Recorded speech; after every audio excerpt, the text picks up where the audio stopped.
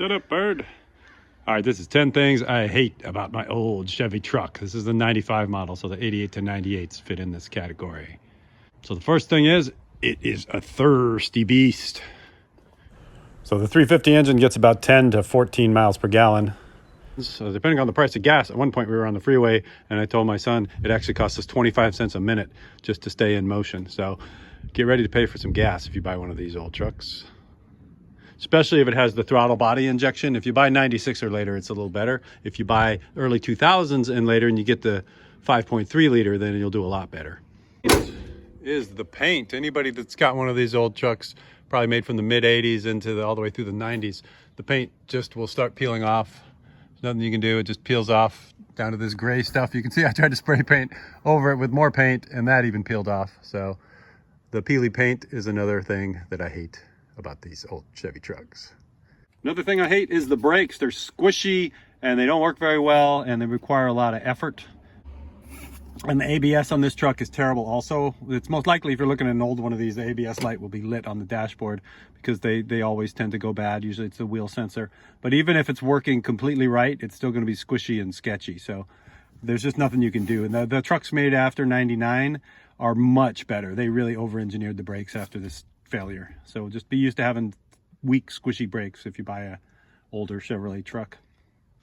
Another thing I hate is the door handles. This also includes the tailgate handle. They made it out of old recycled Olympia beer cans or something, some really flimsy pot metal, and they tend to snap off and need to be replaced.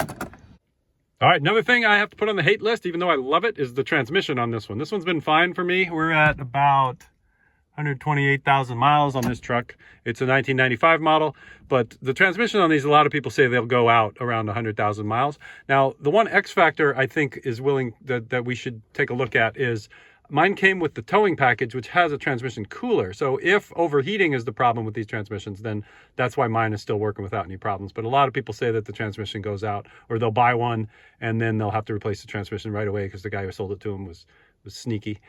So beware of the transmissions if you're buying one of these mid-90s Chevrolet trucks. All that being said, my personal experience with transmission is good, even though this is my son's first ever car, and he's driving the hell out of it and beating it up, and it still seems to work fine for him. Your results may vary.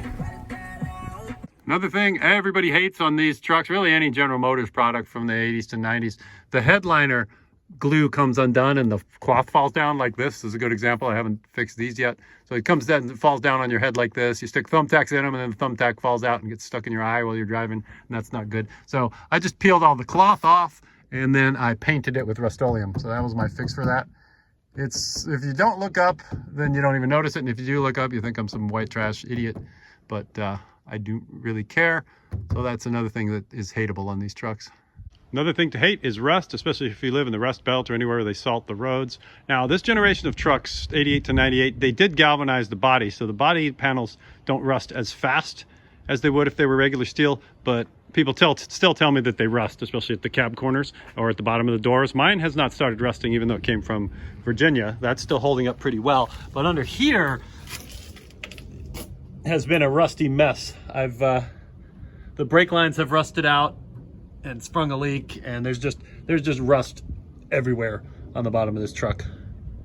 Again, full disclosure, I do sometimes drive it on the beach, which is about the worst possible thing you can do with a rusty old truck, drive it in salt water. So your results may vary on this one as well. So definitely before you buy one of these, crawl underneath it and check for all the rust. Make sure there's no holes or nothing dangerous, especially the brake lines. The brake lines are the scariest things that may rust out and kill you. And this is the first generation of trucks with plastic headlights. So you're gonna get the hazy headlights on these trucks too. Now, a replacement headlight kit is under $100 and you get 1, 2, 3, 4. You get all of them for under $100. So on this one, rather than try to polish it with toothpaste, which does work, toothpaste plus baking soda will take the haze off of them. Rather than do that, I just bought new ones. Another thing to hate is the low resale value. If you ever intend to sell your truck, you're going to get almost nothing for it. Now that's a benefit if you don't already have one of these. You can buy one pretty cheap, but the fact is you're going to look at it and say, damn it, I'm going to sell this thing. And then you realize how little money you're going to get out of it, and then you just keep fixing it and fixing it and fixing it, and all of a sudden you're an old man and then you die with your Chevy truck. But overall, there's a lot more to love about it than hate about it. These trucks run forever. The parts are cheap. The parts are easy to get, and it's easy to fix. Looks classic, one of the last generations that really looks like a truck. So you can watch my things I love about Chevy trucks video to see all the good stuff. Really, I don't mind the bad stuff. I can live with it. So thanks for watching. Keep on trucking.